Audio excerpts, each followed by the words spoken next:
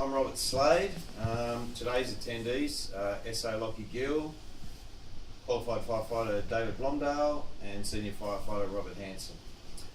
Today we're going to review patient packaging, particularly with regard to the Stokes litter.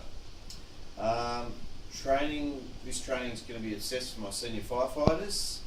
We're going to start with a whiteboard session that will take approximately 5 minutes and then go out into the engine bay and do a drill based around the whiteboard session. We're going to cover the sims, we're going to cover the parts, the various parts, and the steps and techniques for the drill. All this information has been gathered from chapter 14 of the rescue manual, and the practical drill being done in the engine bay, we'll just do it with a dummy basically, go through the various steps. Questions welcome at any time, and appreciate it if you can fill out a feedback for me at the end for my senior firefighters. Also, SO Gill, because he's doing a rescue accreditation, might need to take a couple of photos of the various processes for that. We'll update the station diary, the occurrence book, individual training logs, and a CARS report to reflect the drill we're doing today. WHS issues. Obviously, you guys are all stationed here regularly, so you know where the exits are, all that sort of thing, so we don't need to worry too much about that.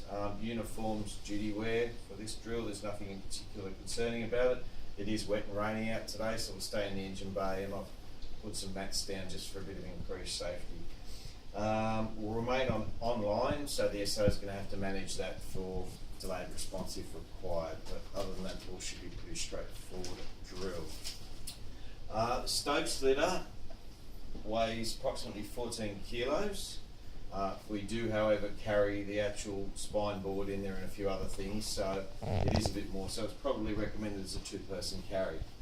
The load it can carry is at 1134 kilos, so as far as people go, that shouldn't ever really be an issue. As far as the sims goes, we do that monthly inspection. The key points of that is checking the straps and restraining straps for the stitching, checking the carabiners, checking the actual integrity of the unit itself, that there's not a crack in the frame or something of that nature, or the basket isn't damaged in any way. So it's all relative common sense. Same for the spine board, and also we need to run through the inventory when we do it. But other than that, it's basically a condition that you're checking. It's a dual rail one, our one, which means you get to utilise the lower rail for strapping and the top rail for handling, which reduces the possibility of abrasion and all that sort of thing.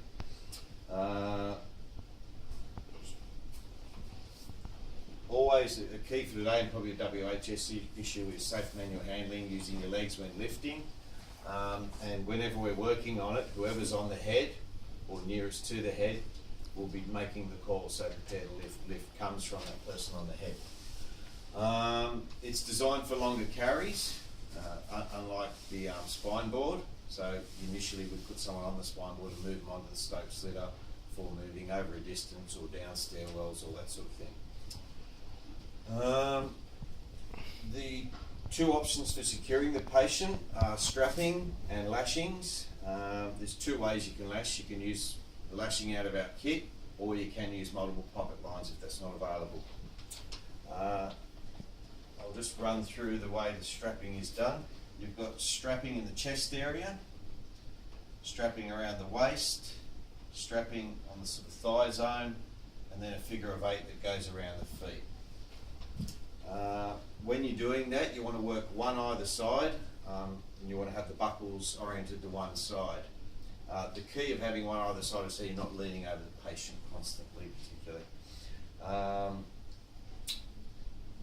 said the person at the head calls the lift, and that's basically the strap process. To access the patient in the first place, you log roll them onto the spine board. Again, person on the head making the call, the spine board underneath, roll them back down, lift the spine board, place it into the Stokes litter, and reverse the process. You log roll them again and remove the spine board and then in place for the strapping. Try not to clank the buckles when you're doing it. Just I mean, the patient's obviously in distress, that sort of thing, so we want us to be calming for them. The figure of 8 that goes around the feet could also potentially go around the actual bottom of the unit, around the framing if required, depending on the injury and the nature of that sort of thing. So that's an alternative for you. In fact, you've got to weigh off the concept of them being secure and managing their injury. So something may need to be removed, or an arm may need to be managed differently, anything of that nature.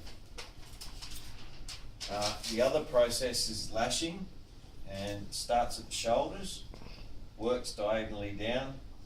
You can pretty much see the points in our unit. It becomes quite clear. And when you wrap it with a reverse.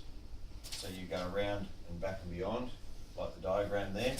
You start with a clove hitch there, and you end with a clove hitch up here.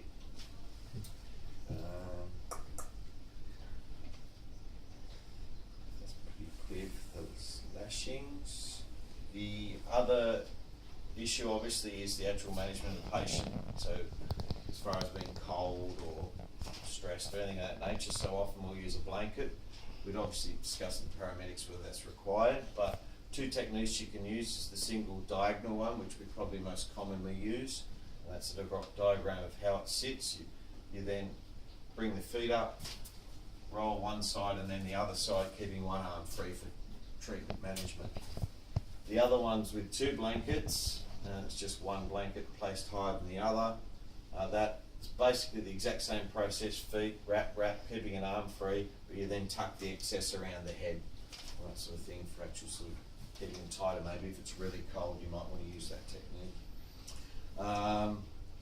Always, whenever you're doing this, you're considering the patient's condition and injuries, or that sort of thing. If they're unconscious, for example, you'd want to bring them onto their side. And consult the medical staff that are there on their needs on this preparation. Try and travel head first when moving with the Stokes litter. I think that's pretty much everything. Any questions on that process at all?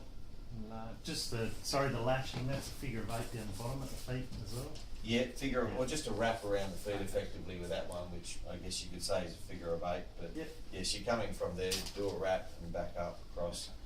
We'll do it out in the drill, it becomes sort of self-explanatory. And I see clove hitch there, clove hitch there. The one thing to probably remember that I didn't mention is that you want it not too tight, but you want them secure. So always consider you're not trying to constrict the patient, you're just trying to stop them falling out or being able to get out effectively. So use your judgment there on what's tight and what's secure. So we'll head out now and we'll do the drill.